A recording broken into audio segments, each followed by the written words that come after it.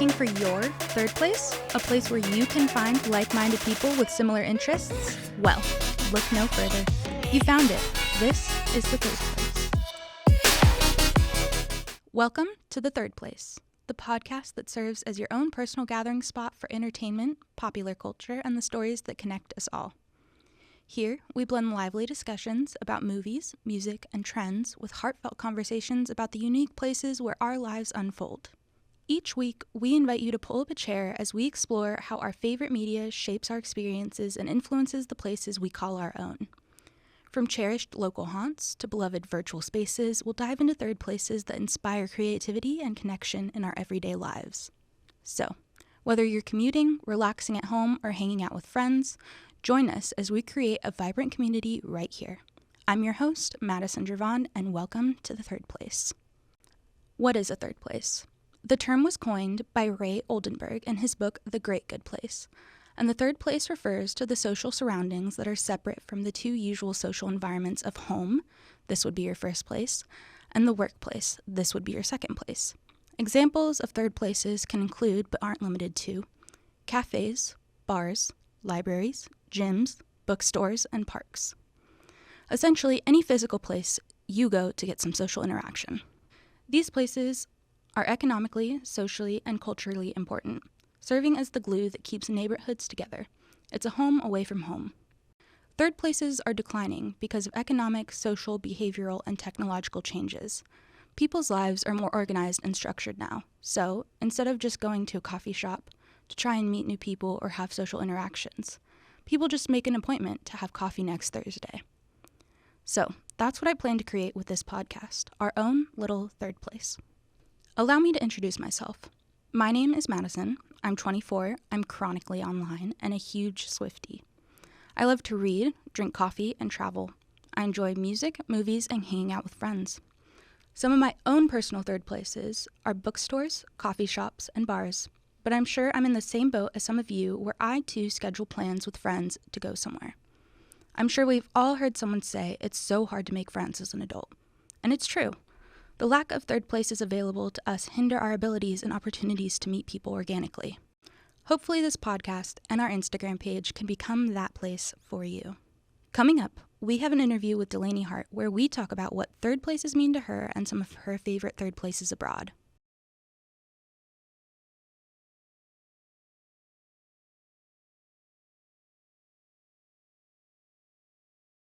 So can you tell us a little bit about yourself?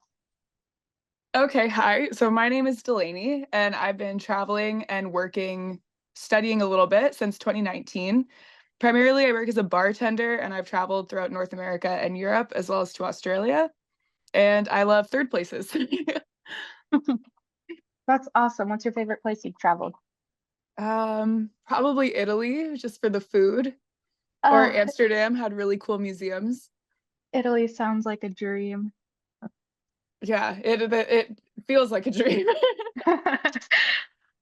So how would you describe the role of a third place in people's lives, both individually and collectively? Okay, so this idea of a third place really builds on the first and second places. So a first place would be a place of work or a business where you adopt the role of worker or supervisor or boss. And then in a second place, you adopt a totally different role in the home. So you're a parent or a daughter, and you have to behave according to these roles. But in the third places, these parts of society where you're allowed to be a bit more free, you can just be yourself. You don't have to be a mother or a daughter or a worker. You are just yourself existing. And I think that those are beautiful. I think that they bring a lot to the development of not just personal development, but personality development. I think that it's where people get to learn about themselves and laugh and figure out what excites them. It also allows for political discourse, which is extremely important. They're very free, casual spaces, and it allows for people to let off steam, which is important. Without letting off steam, we'll just have a very tense society. So maybe more third places. Yeah, absolutely. I mean, I totally get what you're saying, especially with the political discourses. I mean, North America, especially right now, it's definitely a a Yeah, I hot didn't even topic. know if I should include that, but it's such an integral part of the third places, which I think just goes to show how much more we need spaces where you can talk about politics freely. Yeah, there definitely aren't a lot of, at least not physical spaces. There are a lot of online spaces that allow those discussions to take place. But Yeah. you don't really see those a lot in real life. People are too scared to talk about it. Well, or they can be hard to find. It's almost like you have to stumble upon it one day and you're like, oh my God, here's a whole corner of the internet I didn't know existed. Yeah, exactly. Yeah. What are some examples of third places that have shaped your personal experience? When I think of my life, I immediately go to parks as one of my favorite third places. Growing up, where I live in a very small town in Canada, so the parks aren't exactly the main attraction. But as I would travel, I got to see how parks are just these beautiful outdoor spaces, and anybody can go to them. You have people of all classes, all walks of life, celebrating or reading or hanging out. So parks are definitely one of my favorite ones. I also love coffee shops. I love the fact that you can socialize and get to know people, and the only expectation is sort of that you buy a cup of coffee. And just personally, throughout my life, gyms, dive bars, and museums have been integral third places. I've learned a lot about myself and the world in those spaces. Yeah, I think parks is an interesting one to bring up because I mean, I don't know what it's like in Canada, but here in California, at least where I live, like we don't have super walkable cities like they do in Europe. So it's kind of hard to find those spaces where like no one just goes to a park where I'm from, if that That's it. makes And now sense. I find myself, I'm at home right now, and I find myself missing sort of just like, okay, you'd walk for maybe 10 or 15 minutes and then you're at the park. It's just like a spot you can go enjoy. And it's nice. It's not like there's tons of traffic or industry. Like we really just need more outdoor spaces, I think, where people can exist. Yeah, absolutely. So do you think the traditional third places like the coffee shops or the parks still have the same relevance today as they did to previous generations? I took some time to think about this and I did decide no. I don't think that they're as relevant today. And I do think it's for the worse. I think it might be for the better if we use these spaces more. There's definitely fewer parks, and I've noticed that they're more commercial. For example, there's more people trying to sell you things at the park, which Yeah. isn't really, you never want to feel like you're being hounded for money at the park. They're also just less accessible. So the nicest parks that I've been to are in higher income neighborhoods or higher income countries. And it just goes to show that, like, that, I mean, I don't know, that class affects everything, I suppose. But as far as coffee shops go, I definitely say that they're getting more expensive and losing character. Like maybe it's just me, but coffee shops these days are kind of boring. Yeah, and like I feel like no one ever actually goes to a coffee place to, or coffee shop to like meet anybody. They go to Yeah. work or just to like grab a coffee or like they have And they've a lost all predetermined they're like, I feel like time. they all kind of look the same even. Like I just saw this, I wish I had the Yeah, term that the TikTok used, but it's like I just saw this TikTok comparing how all the coffee shops in New York all have the same like white stainless steel aesthetic. And I haven't been to New York in a really long time, so I can't speak to it, but I feel like I've seen that other places. Like they're not warm, they're not comforting, they're not cozy anymore. They're just yeah, like these white glass steel places, I guess, where you get your coffee and then you leave. yeah. It But definitely yeah. feels like they've lost their charm. Yeah, and I thought about that too, just because I worked in restaurants a lot, and I think that a lot of the charming places can't survive. Like whenever I see a restaurant that has real character, they don't end up surviving because yeah, there's just a lot of money and power and people behind these like homogenous models, I guess you could say. Yeah, Anybody trying to do anything a little bit differently, especially in the space of third places, they run into barriers and challenges. And then there's also just the fact that people are staying in more.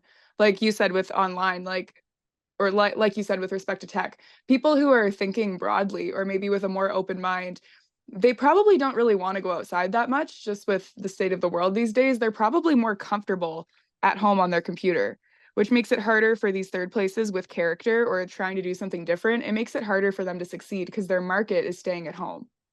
yeah, definitely. And like I feel like it's so hard for these charming, like maybe smaller businesses to thrive when there's so many like chains. like your Starbucks, your Peet's Coffee, your Yeah. it's so difficult for these smaller, more charming places to get the Yeah, and it's business like they deserve. that honestly wouldn't be a problem for me if the Starbucks had a lot of character and the Starbucks was somewhere that you could meet somewhere, or they hosted like open mic nights or featured local artists. But that's not what these chains are doing. So I do feel that they're really not, like, as with respect to third places, the coffee shops and the chains, they're not accomplishing the mission like they used to be. Sorry, I just butchered that whole sentence. But yeah, basically I agree with you. Yeah. Well, and like parks too. Like I was in Ireland a couple of months ago, and in Dublin they have Phoenix Park, and that park makes up like half of the city. It's incredible, and like there's what like wildlife, and it's all like super well kept, but you just you don't have anything like that here either. No, really. Like I'm even trying to think about like major Canadian cities. I mean, Toronto has Queen's Park, and there are some nice parks in Vancouver. I guess it's just, I mean, I don't know. Again, I don't know how it is in the States, but the smaller centers in Canada seem to be really lacking these third places. They've really just kind of been sold off to industry, which is fine. Industry is important, but you got to give the people who work for the industry somewhere to go and recharge and relax and still think for themselves for a minute. Look at the Yeah, sky, you know. absolutely. Well, and like I feel like in big cities too, there's such like a like San Francisco, for example, there's such like a good balance of like industry, but also there are those third places, those little hole in the wall restaurants or bookstores or coffee shops that like really stand out and kind of give you a little bit of a solace of like the hustle and bustle of the rest of it. And I feel like you really get that in small towns. No, I find they're like going away more and more, which is interesting because when I was growing up, my life really did feel kind of like Gilmore Girls, like Stars Hollow. Like you have the Oh, local downer, like sorry, the local diner, and the you go to the bakery and everybody knows everybody at the bakery, and it's just really nice and small, tight-knit, close communities. But even just in the past 5 or 10 years, I've noticed that those places are going away. They're gone. And the places that are replacing them are not nearly as friendly. The product isn't as good, they're more expensive. So it's like, what are we really doing here? yeah. Well, I love that your life was like Gilmore Girls. That's Well, it felt like I don't know if it was really like that, but when thinking about the design of the third place, what elements make it feel welcoming and comfortable to everyone? I thought about this for a minute because in the book, The Great Good Places, one thing that really stood out to me was how third places aren't supposed to necessarily be for everyone. For example, my third place and a third place that suits you might be totally different in character, atmosphere. They might have different kind of bands that come in, but they should be welcoming to everybody. So I was like, how would you balance that? How would you be yourself but always be welcoming? And the first thing I wrote down was honestly just no bigotry. There should be Yeah, no there should be no prejudice. There should be no immediate closing of the door or turning away of somebody because ultimately they're supposed to be places where if you frequent them enough, if you become a regular and you get to know the place, everybody is welcomed with open arms. So it's sort of like I don't know, like you have to pick your third place and your third place has to pick you too. But I don't think that third places should be, yeah, just no bigotry. You shouldn't be judging people. I also yeah, think that a strong absolutely. sense of purpose is important. So I think that when a restaurant opens up or an art gallery opens up and they have the intent of not just showcasing the product of the chef, but also of welcoming people and serving people and making them feel at home, that is a total game changer. Businesses or third places with a sense of purpose are the best ones. And finally, I think that third places need people who care about them, sort of arbiters of the third place, people that will go to work every day. They're happy to mop the floors. They're happy to put ice in the well or book the bands or deal with the loud customers because they get to facilitate these kinds of environments. So yeah, I think that they have lots of character. They should be kind. They should be welcoming. And I think third places aren't just about the bottom line. At least a good one isn't just about revenue. It's also about the atmosphere that it creates and how it wants people to feel. Yeah, absolutely. And like I feel like so much of like a third place really is in like the vibes, for lack of a better Yeah, word. for real. like if the people are great, like that just makes the whole experience even better, even if like the aesthetic of the third place isn't necessarily where you would like it to be if the people are good, both those who frequent it and those who run the establishment. I feel like that really makes it. Yeah, I'm with you. Okay, so on your blog, The Third Place by Delaney Hart, you state that your blog is one of your own personal third places.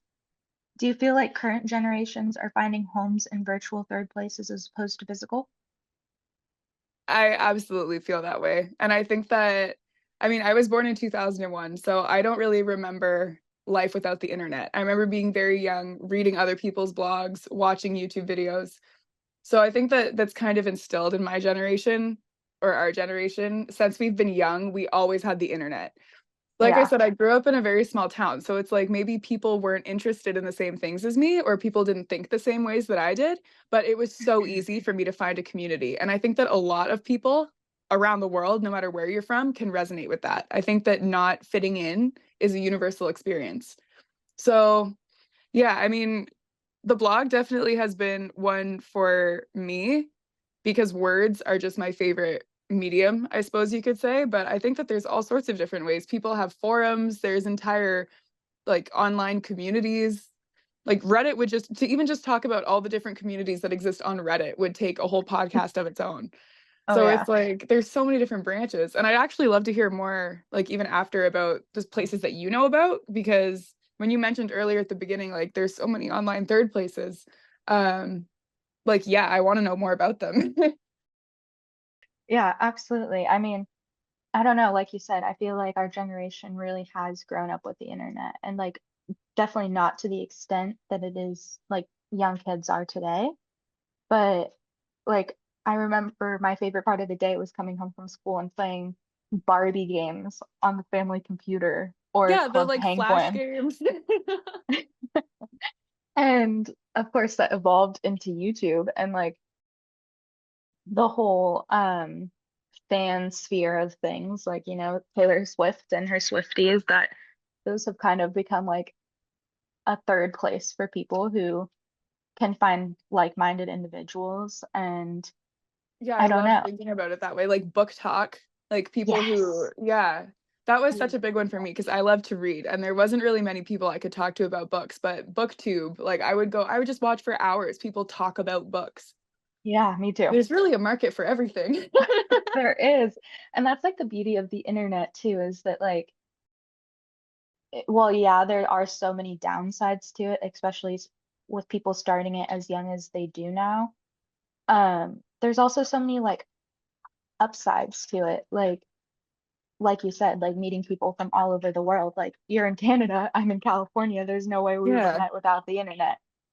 Yeah, this is so cool, by the way. Like, thank you for talking to me. But yeah, I definitely agree with that. And I think that most of the problems, like, not this is honestly just an opinion. A lot of the problems, and I use air quotes, you can't see, they come from people who didn't grow up with the internet. So a lot of this misuse of information, a lot of a lot Yeah. of when I say something and then it's taken totally out of context. I think that we're very fortunate in the sense that we grew up having to be media literate, at least internet literate. Oh yeah, definitely. Like if something wasn't, I mean, my parents told me all the time, nothing you read on the internet is true. But then some of the things I would see, like I would read the news on the internet. So I had to, from a very young Yeah. age, figure out what is credible, what is not. I mean, even just in the sense that, similar to me, you probably grew up in school, like Wikipedia wasn't a reliable source. Yeah. So we at least grew up learning that. Whereas I feel Yeah. like people a little bit older almost have a harder time navigating it. And it's not that like younger people are, we're not unbeatable. Like we get caught by scams too, and we believe false things all the time, and we have our own echo chambers. But I definitely think that we're just more aware of those things. I think that we've almost seen them develop. Yeah.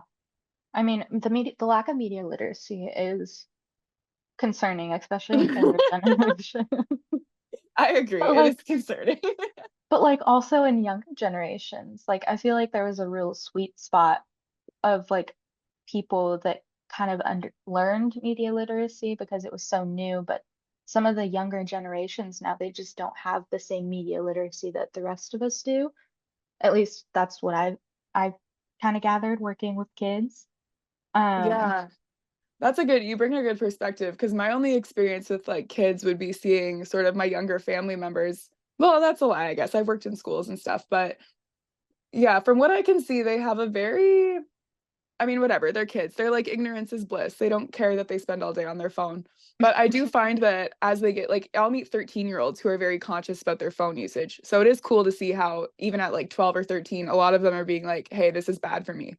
Like some of them yeah, don't want TikTok, which is cool. it's cool, but it's also wild to me because I spend way too much time on TikTok. I know I'm like so over judging people for their screen time. I'm like, I live in a glass house right now. I can't really throw any stones there.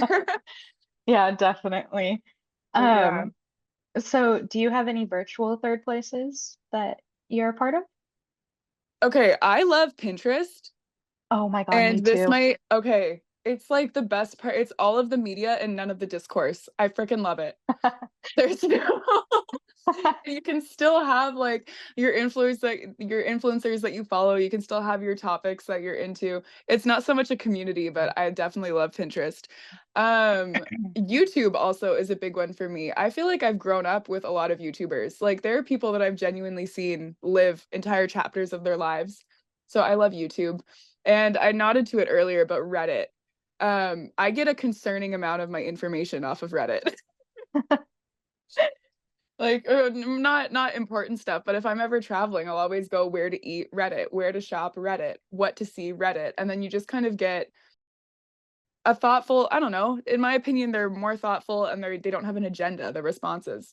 So yeah, those are definitely mine. um Also TikTok. I hate to say it, but I love TikTok. Me too. Yeah.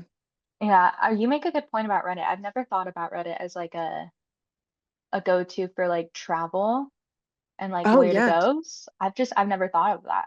Even When I just was in like when I Ireland, I sorry. primarily used TikTok because I saw a lot of videos on there and like a couple social media influencers that I know have gone. So I Yeah, was like, well, where did that's a they good go? show. But No, I Reddit's a like good one. Reddit I've never for thought of that. even like yeah, the first time I got a tattoo, it was like tips for getting a tattoo, Reddit. Those tips worked. Like it's not the most it's not an academic journal, but it's definitely good. And travel, oh my gosh, with third places. I'd say that just the online travel community is a third place of mine. Oh yeah. Yeah, Do it you have doesn't matter which. any favorite travel like bloggers, vloggers, anything like that you like to follow? Okay, I totally do. I feel weird because like I'm not really anybody and these people are very big people, but Carl Watson, his YouTube videos, his documentaries are Uh-huh. so cool. He goes around the world and he made a documentary series about it. It's Oh, called that's Hong sick. Kong to New York or something like that. That's Yeah, super cool. I'll he's have to look into that. oh he's sweet. And then also Nomadic Matt is really good for planning a backpacking trip. He gives you Oh, like yes. budget ranges, which is what you need. It's like he's like, if you want to spend a lot of money, it's going to be this much a day. If you want to do it really cheap, it's going to be this much a day. He tells you what to do. It's sweet. That's nice. I love that. I really like Yes Theory, which is kind of like a different vibe. They more focus on like the storytelling aspect of traveling and like the different people and cultures they experience. That is Um, cool. but they have a really cool community too. All over the world, it feels like everywhere they go, they run into someone who watches their channel. Oh, Um, nice. which is cool. And then Drew Binsky is really cool. I really like the storytelling aspects of travel, where Yeah, that's like, more what I'm trying to focus on now. So I should definitely check those guys out. It's like I saw yeah, this thing and it was like the human brain makes sense of everything via storytelling. And I don't think it's a bad way to do it. I think it might actually be a nice way to talk about travel because you could make 100 lists of top 10 things to do in Paris, but a story that actually happened in Paris, if you tell it well, is going to be way more impactful than any of those lists. oh yeah, absolutely. And like it's just so cool because you hear all these things about like yes, they especially they go to a lot of places that people always tell you like not to travel, especially right now. And Yeah. they just find and tell these people and tell their stories, and it's like it really puts into perspective that like we're all so much more alike than we think, and like Yeah. what's advertised in the media definitely isn't the full story. Um, Yeah. so Sorry, I'm it's just like, I'm so inspired right now listening to you. Yes. but that's like my favorite part of traveling, I think, is like being able to meet new people and like hear their stories and like learn about their lives like growing up in different places, you know? It's such a cool because like we all kind of go through some sort of the same thing. Maybe there's some different challenges, but like it we're all so much more similar than we all Yeah, give I'm ourselves so with credit for. you. That's been the best part about traveling, honestly, is meeting people from all different walks of like people just with stories that I could have never even imagined. And yeah, there we are at the same whatever dining room table, or we're sitting on the same hostel couch, or we're on the same hike. And it's like, well, how did Yeah. you with your life and me with my life, how did we even end up here together? But it's just beautiful. Like the stuff that you learn about the world and other people. Like I've really learned so much about religion, honestly, throughout travel, because every time I speak to somebody, like cab drivers are my favorite. I'm always like, I always talk to the cab driver and then they're always chatty. So usually you learn what their name is, you learn about a different language, you learn about a different faith. I travel a lot over holidays, so I always learn about whatever holiday is being celebrated. And it's really just a nice way to learn about the world, I think. Yeah. Well, I mean, the world's the best teacher, right? And like that's the only way you're really gonna actually learn about the world is by going out and experiencing it.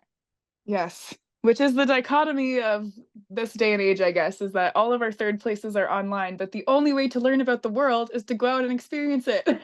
Oh yeah, absolutely.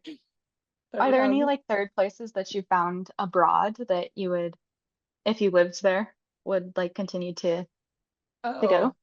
Um, yeah. I mean, in Australia, the outdoor spaces are just, I think, the best. Like the beach, it's such a cop out, but like the beach is such a nice third place. There's also little cafes. Like I lived in Sydney's northern beaches, and there were a number of Zuby was the one place it's called in Newport. Awesome cafe and just like good community. Like the people are really nice. There have been when I did a stint in Prague, I worked at a hostel, and the amount of third places that I discovered during that trip, they were phenomenal, and they were all very conceptual. The people that designed these places had a purpose and they were doing it with a mission in mind, and that mission I think was to open people's minds and to entertain them. So like the Anonymous Bar in Prague, it's not just a third place, you probably need a reservation, but I love that place. Or a place called Dog Bar in Prague. In Banff I have a lot of them. Like Banff is probably one of my favorite. It's probably my favorite place in the world. And like the Rosencrown is a third place. The Beaver Bar, the Same Sun Hostel. Sorry, I'm just kind of going now. No, no. I mean, who knows who will listen? Maybe you'll give someone some inspiration. Yeah, everybody go to the Rosencrown on a Thursday. It's $12 for a hamburger. What? That's crazy. Right? It's sweet. So yeah, I don't know. Those have definitely been mine. And gyms. I really can't stress enough the importance. I wish I would have talked about it more, of gyms in society, because people need to be moving. Moving is so good for your body. And when you can do it with a Yeah. community, it's so important. Oh yeah, absolutely. And like I feel like if you find the right gym, there's such like a there's almost like a familial like kind of vibe to it with the people who are there too. Like not just the people who work there, but the people who come to work out. Yeah, I'm with you. And when you feel like comfortable in the gym, that's such a big thing. You have to feel, yeah, like it's actually a spot that you can go and work on a goal or even just detach from the world, right? That's Yeah. what third places are, is somewhere to just go detach from the rest of it. So, Gosh, yes, so exactly. yeah, having a good third place, I think, is essential. But I don't know. That's super cool. So, what is this podcast? So essentially, kind of like your blog, I kind of want the podcast to be a third place in itself. That's super cool. A place for like people to find each other, whether that be on the Instagram page or, you know. I want to create a space for people. I feel like there aren't a lot of them. Yeah, I think it's super cool. Like I will tell lots of people about it. And I Oh, wish I you just appreciate like that. all the success. Yeah, like I hope it actually is sick. Thank you. I appreciate that. I also really, really, really appreciate you doing the interview. I know I didn't have a lot for you to No, go it's all off good. I'm of. like, this is cool. I love that the thing that we have in common is third places. Yeah, absolutely. Some guy named Ray or Roy is probably happy right now for us. Is it Ray or Roy? It's Ray. I think it's Ray. Yeah, I always do that. Anyway, and he's not just some guy. He wrote a very important book. Okay. Absolutely. Yeah. The Okay. basis of our whole Yeah, that thing. paper actually changed my life. Like I sent it, I had to read it for a class in university. And after reading it, I realized I was like, oh my God, there's a word for it. Like this is what I like. I realized I'd Yeah. always been seeking out jobs in third places. I'd been traveling the world searching for third places. The minute that I read that paper, I was like, holy, this guy just figured it all out. Like It's amazing how sometimes you read something and you're like, oh, well, that just changed the entire trajectory of my life. it's kind of sucks when that happens. It takes like 3 days to come back from that. I know. And then you're like, well, wait, like, should I quit my job? Should I move across the world? Like, what should I do now? That's so real. Wait, should I quit my job? Should I just like drop out of school right now? No, don't say. I literally did both of those things. I can't. For Oh, the record, anybody listening, that's not my advice. I dropped out and quit my job, and it doesn't always end up end up very well. Eventually, you have to go back to work and school, but oh, whatever. geez. Yeah. Actually, though, if we're being honest, usually when you read something like that and you think, "Oh, I should quit my job," it actually does work out for the best. You're going in the right direction. So, Yeah. Well, and I yeah. feel like if there's like you read something or you see something and it strikes like a really strong chord in you, there's a reason why your like mind or your gut is telling you to go after that. Yeah. Because like Yeah. I don't know if you're like a big believer in fate or anything, but like I I feel kind like of there's am. I'm just getting into determinism. It makes me feel kind of funny, but I do think I believe in fate. yeah, I mean I don't know. I think there's got to be something to it, and I think that we're all drawn to different things for a reason, and those things will eventually lead you to where you have to be. I think you've actually, yeah, you've hit the nail right on the head. And I need to rescind. You should, if you want to drop out of school and quit your job, you should do that, actually. I don't regret doing those things because you're 100% right. Like, it's only been guiding me. Like, every time I want to quit a job, it only takes me to a better job. And every time I leave school, it's only to take me somewhere else where I learn something that I couldn't learn in a classroom. So even though sometimes it feels like all of those learning experiences and all that employment history isn't paying off, like you're 100% right. It's all going to pay off. There's still experiences. Yeah. Well, and like you Yeah. said, like quitting your job and dropping out of school, like even if that led you to some not so great things, I'm sure you still have some pretty great stories that have come from that. For real. Yeah. And it's made me stronger and better for it. And you can always, like, you can really learn a lot and study without being in school. There's a surprising amount of open access information on the internet. So you can just kind of pick a topic and deep dive. That's so But true. The beauty of the yeah. internet, Yeah, thank God we have the internet. That's my favorite invention, I think. honestly, Anyway, yeah. yeah. Thank you for having me on here. Like, this is so cool. Of course. Well, thank you for taking the time out of your day to come do it with me. I really appreciate it. Yeah, no problem. I wish I'd had longer. And you'll have to send me, like, when it's up, you'll have to send it to me and I'll share it. Yeah, absolutely. I will definitely do that. Yeah, sweet. Okay, well, thank you. It was nice to meet you. Nice meeting you. Hopefully we can stay in touch. If you're ever in California, let me know. Yeah, that would be sick. Like, this has been cool. Thank you for joining me on this episode of The Thrid Place. I hope you enjoyed exploring the intersections of entertainment, culture, and the spaces that shape our lives. And thank you again to Delaney for being here today. And be sure to check her out on Instagram at The Thrid Place blog. And be sure to check out her blog, where she has a ton of awesome articles for you to read. If you loved what you heard, be sure to subscribe and share this podcast with your friends. I'd love to hear about your own personal third places. Connect with me on Instagram at Thrid Place Collective. And remember, the conversation doesn't have to end here. Keep seeking out those third spaces that inspire you. And I'll see you next time for more stories and insights from the Thrid Place.